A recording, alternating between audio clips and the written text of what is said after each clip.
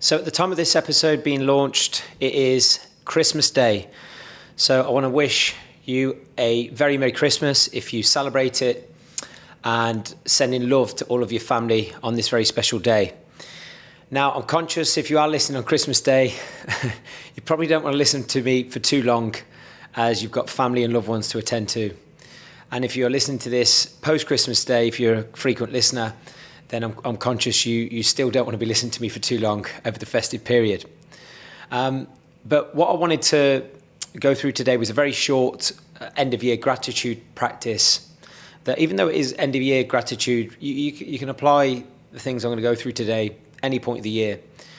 As just speaking personally, I am someone who can forget the fundamentals of gratitude sometimes. And the reason I think it's so important to not forget gratitude is, it's been scientifically proven that, if you live with more gratitude, you live happier, healthier, you have better relationships. Simply put, you generally get more of what you want when you're grateful for what you have. So I just want to start by saying a massive sense of gratitude to you if you are a consistent listener of this podcast. When I kicked off this podcast, the intention was to deliver an episode every single Monday without fail, and I've delivered that. But what inspires me to keep trying to go above and beyond with these episodes, whether it's as a solo episode or bringing in special guests, is the feedback I get from people who are subscribed to this podcast. So thank you so much for your continued support. I really am grateful for spreading the word, the consistency of listening to my shows, the views, the stats. And I promise to keep raising the bar in the next 12 months through myself and special guests to add as much value as possible. Anyway, just getting straight to it today. What I'm going to do is read out some sentences that I encourage you to finish or evaluate when it comes to gratitude. Basically, just give you a little bit of structure on how I would go about reflecting and using gratitude, because it can be confusing sometimes where to start, what to actually be grateful for. So really, really simple. On a notepad or a journal in your phone, write down 5 things you are grateful for this year.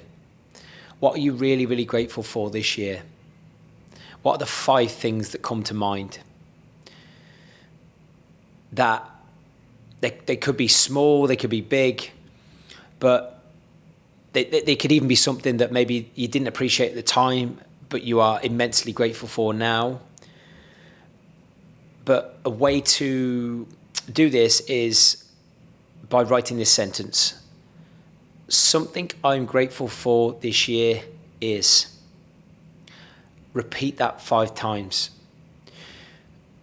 I personally would write it as well, as I think there's something really, really powerful when you have a pen or a pencil and a piece of paper and you are actively writing what you're grateful for. You have to be present. I think it takes you away from the phone, which we're all glued to a lot of the time, and it really makes you think and connect with more emotion when you're practicing gratitude. So I put pen to paper on and finish the sentence. Something I'm grateful for this year is, and then repeat that 5 times. Then the next one is more about yourself, and that might sound a bit weird, but write down something you are grateful for or proud of for yourself. So something about yourself for which you are grateful for or proud of. What are you really, really grateful for about yourself this year and really proud of? Because we have to celebrate this, celebrate our wins, celebrate highlights, achievements, because then we're attaching more pleasure to our yearly achievements, and it's planting the seeds for more next year. The next one is, what was your best moment from this year? So the best thing from this year is, what is your biggest highlight? It might tie in with what you've just said about what you're most proud of and grateful for, but what is the best thing that's happened this year? The next one, what is the worst thing that's happened to you this year? And how can you let go of it?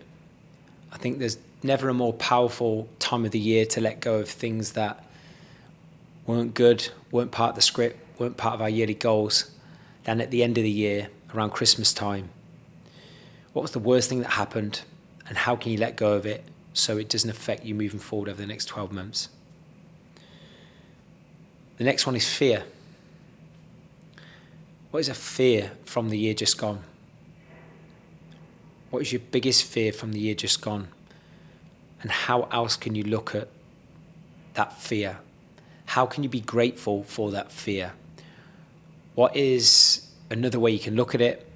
And is it really fear, or is it an opportunity to step up, learn more, do more, become more over the next 12 months? The last couple is learning. What are you really grateful for that you've learnt this year? What have you learnt you're really grateful for that's going to make a massive impact moving forward for you, for family perhaps, for business, basically the people you care about? But what is something you learned this year that maybe you didn't think you'd learn, or maybe you did think you'd learn? Take time to acknowledge that. Then lastly, partner or loved one. I don't think there's a better time than at Christmas, or in and around Christmas, to really take the time to be appreciative and grateful for your loved one, your partner, your wife, who have stuck by you. They might have done something special, but what are you really, really grateful for and appreciative of? And can you tell them that now? Okay, tell them that today, in fact.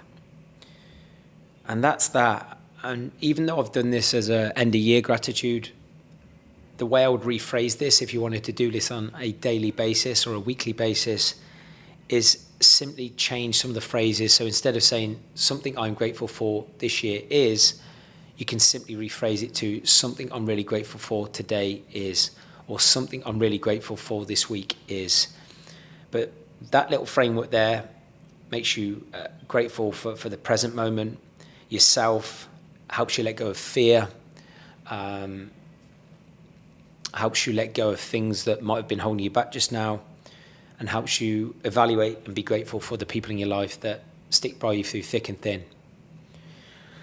And that's that. I said it'd be a short one, especially on Christmas Day. But once again, thank you so much for your continued support of this channel, and I will see you on the next one.